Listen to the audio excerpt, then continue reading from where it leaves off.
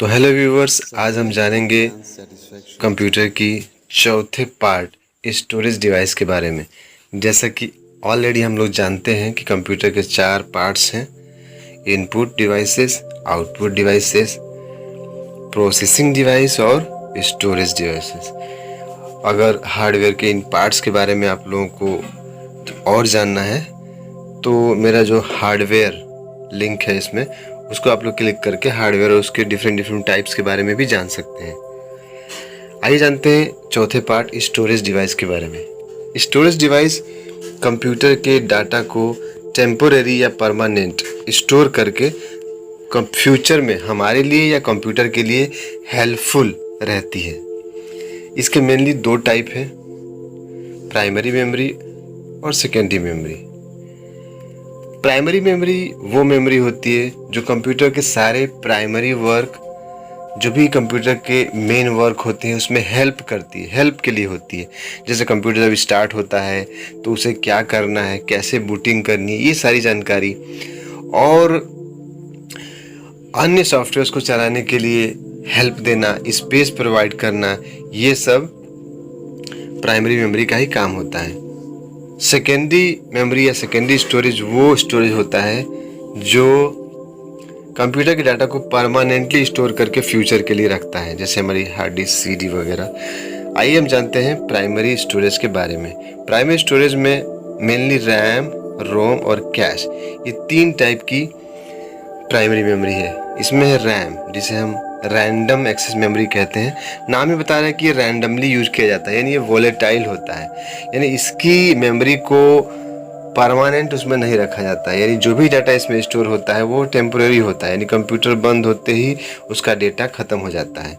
फिर से जब हम स्टार्ट करेंगे तो रैम बिल्कुल साफ़ सुथरी मिलेगी। रैम के मेनली 2 टाइप्स हैं। एस रैम, जो कि स्टैटिक रैंडम एक्सेस मेमोरी है, जो कि कंप्यूटर के ऑन रहने के दौरान स्टैटिक रहती है जब तक उसको हम ना हटाएं या कंप्यूटर को बंद ना करें। वहीं D RAM dynamic random access memory है, जो बीच बीच में फ्लश होती रहती है, बीच बीच में वो साफ होती रहती है ऑटोमेटिक। ये 2 टाइप्स हैं रैम के। रोम रीड ओनली मेमोरी। तो रोम एक्चुअली में रोम में ही हमारा कंप्यूटर की जानकारी, कंप्यूटर से रिलेटेड कंपनी किस कंपनी की बनी हुई है, या हमारा जो बायोस होता है कि हम जब कंप्यूटर को ऑन करते हैं तो वो जानता है कि हाँ, मुझे कैसे किस स्टेप से होते हुए जाना है, कहाँ मेरा ऑपरेटिंग सिस्टम है, उसको लोड करके कंप्यूटर को चलने योग्य बनाना है। तो वो रोम में ही ये सब जानकारी होती है। रोम के 3 पार्ट हैं। प्रोम, प्रोग्रामेबल रीड ओनली मेमोरी। दूसरा है ई प्रोम, जो कि है erasable programmable read only memory. और तीसरा है ई प्रोम, जो कि electrically erasable programmable read only memory. Electrically और इलेक्ट्रॉनिकली भी हो सकता है।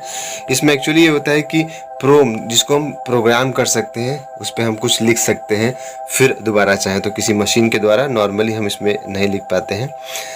इरेजेबल जो होता है उसको हम इरेज कर सकते हैं, फिर से उसको नया प्रोग्राम कर सकते हैं। और इलेक्ट्रिकली जो इरेजेबल है या इलेक्ट्रॉनिकली इरेजेबल है, उसको हम इलेक्ट्रॉनिक तरीके से इरेज करते हैं। तो ये इसके अलग अलग टाइप है। कैश मेमोरी देखते हैं। कैश मेमोरी भी एक टेम्पोरेरी मेमोरी होती है, जैसा कि रैम है, यानी कंप्यूटर बंद तो मेमोरी ख़त्म। तो कैश मेमोरी में एक्चुअली में जब हम कोई भी सॉफ्टवेयर या फाइल्स ओपन करते हैं तो वो रैम में ही ओपन होती है। जैसे ही वो सॉफ्टवेयर बंद होता है, रैम फ्लश हो जाता है, यानी उसमें की मेमोरी ख़त्म हो जाती है, या कंप्यूटर बंद होता है। तो कैश का यूज कहाँ होता है कि सीपीयू जब बार बार उसको रैम तक जाने में देर लगती है तो बीच में कैश की हेल्प लेता है, यानी वहाँ से डाटा को कॉपी करके कैश में रख देता है ताकि उसको और पास पड़े और कैश का यूज कर सके। मेमोरी के यूजेस को और हम डिटेल में अगले वीडियोस में जानेंगे। आइए जानते हैं नेक्स्ट सेकेंडरी स्टोरेज, जो कि सेकेंडरी मेमोरी है। ये मेमोरी कंप्यूटर की परमानेंट मेमोरी होती है, जैसे hard disk, CD, compact disk, digital video disk, floppy disk, pen drive. ये कंप्यूटर को परमानेंटली सालों साल तक डाटा को रख सकती है, जब तक कोई फिजिकली उसमें प्रॉब्लम ना आए, हम ना डिलीट करें या पानी से या टूटने से ऐसे ना डिस्ट्रॉय हो जाए, तब तक वो परमानेंट रहता है। तो हमने इसमें ये जाना कि रैम और कैश हमारी टेम्पोरेरी मेमोरी है, जो कि वॉलेटाइल मेमोरी होती है। रोम परमानेंट मेमोरी है, लेकिन किसी तरीके से उसको चेंज किया जा सकता है, किसी विशेष तरीके से, अदरवाइज वो परमानेंट है, वो चेंज नहीं होता है। और सेकेंडरी मेमोरी भी परमानेंट मेमोरी है, ये इसमें जो डाटा रहता है वो हमेशा फ्यूचर के लिए स्टोर रहता है। तो इससे रिलेटेड बहुत सारे क्वेश्चंस आते रहते हैं, तो हम आगे और भी वीडियोस के बारे में, और अगर किसी टॉपिक पे इनसे रिलेटेड रैम रोम या किसी विशेष टॉपिक पे आप डिटेल में और जानना चाहते हैं तो मुझे कमेंट सेक्शन में ज़रूर लिखें, उस पर हम अगली वीडियो में फिर से मिलेंगे। तब तक के लिए हैव अ नाइस टाइम।